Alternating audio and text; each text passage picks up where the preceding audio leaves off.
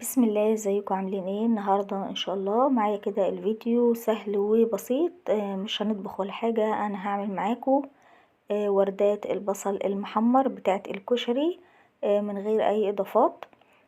هوريكم ازاي يطلع معانا لونه ذهبي وحلو.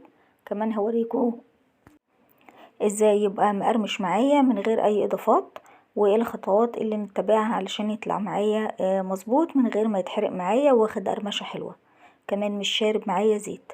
تابعوني كده وشوفوا معايا الفيديو للاخر، ان شاء الله الوصفه تعجبكم. قبل ما ابتدي في الوصفه بتاعتنا، لو لسه ما اشتركتوش في القناه او اول مره بتشوفونا، اشتركوا وفعلوا الجرس علشان يوصلكم كل جديد. لو في عندكم اي استفسار اكتبوه كده في الكومنتات وهرد عليكم. اكتبوا لنا كمان بتتابعونا من انهي بلد، وايه رايكم في وصفتنا النهارده، وايه الوصفات اللي حابين نقدمها معاكم. عشان نعمل الكشري بتاع البصل بتاع الكشري لازم يكون معايا كمية بصل كده كبيرة، ما يكونش بصلة ولا اتنين، لا حبة بصل كده حلوين يتقشروا ويتشطف ونقطعهم تقطيعة واحدة، ما تكونش صغيرة قوي. انا مرة عملته في الكبة بينعم كده معايا وبيتهري، ما بدنيش القرمشة اللي احنا عايزينها، بيدبل وبينزل ميته ما بيقرمش خالص. خلاص، فاحنا نقطعه بايدينا ولا نبشره ولا نعمله في كبة. دي اول خطوة، ان احنا نقطعه بايدينا كده تقطيع رفيعة ويكون كله حجم واحد، ما يكونش كبير وما يكونش صغير، علشان ما يتحرقش معايا او حاجة تفضل نية. التقطيعة كلها تكون واحدة. ده اول حاجة بالنسبة للوصفة عشان تنجح معايا، التقطيعة تكون واحدة.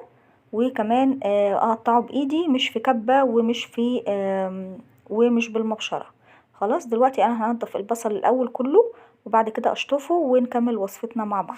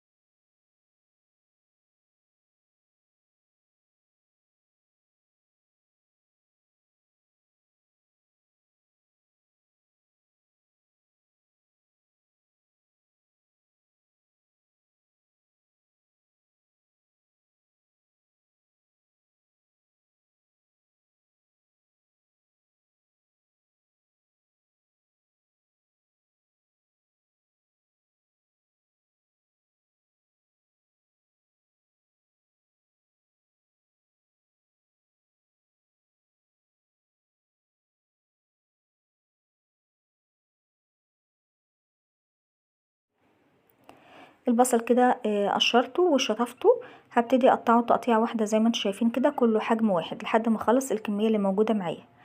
للتحمير هحتاج معايا زيت يكون سخن على النار ويكون الزيت كتير. التحمير يكون على نار عالية، ما وطيش النار عشان البصل ما يتبلش معايا وينزل ميته ويطرى.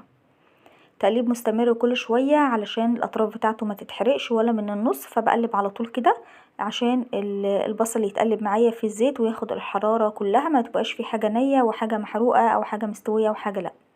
تمام. تقطيعة البصل تكون واحدة عشان الحجم والشكل يبقى حلو، كمان في التسوية كله يستوي وياخد سوا واحد. ما بضيفش ملح علشان ما يتهريش معايا ويدبل، وكمان ما بحطش، فيه ناس بتحط عليه دقيق كده وتقلبه وتحمره عشان يبقى مقرمش. الدقيق بينزل في قلب الزيت بيطلع فتافيت كده، بيخلي اللون بيتحرق معايا الدقيق، بيغمق الزيت وبيغمق البصل وبيديني ريحة مش حلوة. فده ولا هحط دقيق ولا هحط ملح، وهقطع تقطيعة واحدة. الزيت يكون سخن على النار وتقليب مستمر كل شوية. الخطوات دي كلها بتنجح معايا الوصفة. هخلص كده الكمية بتاعتي ونكمل.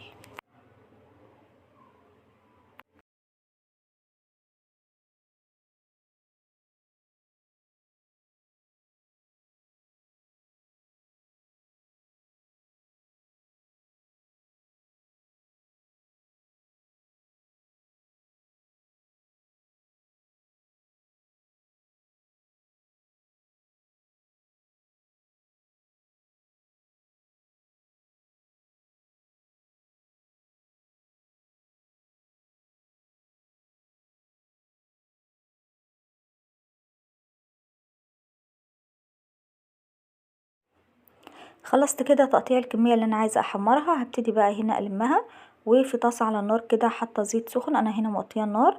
هنزل بقى بالبصل واحمر فيه تقليب مستمر كل شوية لحد ما ياخد معايا لون حلو. زي ما قلتلكم مش هضيف دقيق، مش هضيف ملح، هقلب تقليب مستمر التقطيعة كلها تكون واحدة. كمان اخر حاجة بقى عشان يطلع معايا مقرمش كده وحلو، ممكن ياخد معايا لون حلو وتروحوا مطلعينه في طبق وتحطوه كله فوق بعضه وتسيبوه، ده هيخلي معايا البصل طري. ايه الخطوة الاخيرة اللي هتخلي معايا البصل مقرمش؟ بعد ما يتحمر معايا وياخد لون حلو، بطلعه بفرده كده في صينية تكون واسعة او طبق يكون واسع، وبهويه كويس. كمان بصفيه من الزيت وانا بطلعه كويس عشان ميبقاش شارب معايا زيت ويعجن او يطرى. وكمان ما سيبوش فوق بعضه وهويه علشان يفضل مقرمش معايا. كل ما تسيبوه يبرد مع التهوية بيقرمش معايا اكتر. هوريكم في اخر الفيديو ازاي هيبقى مقرمش معايا وكل واحدة بوحدتها. دلوقتي انا حطيت كده البصل من غير اي اضافات في الزيت، هعلي النار وهقلب بقى تقليب مستمر كده لحد ما كله ياخد معايا لون حلو.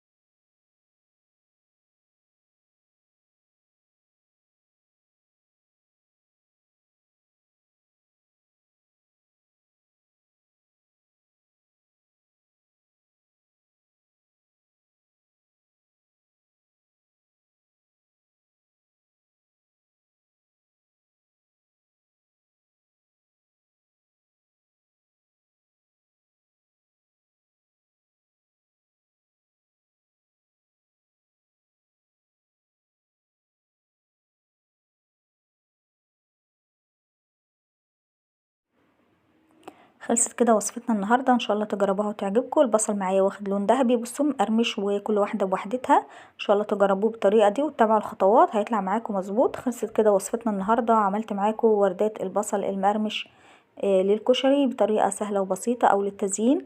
تابعونا كده وتابعوا وصفتنا ان شاء الله تعجبكم.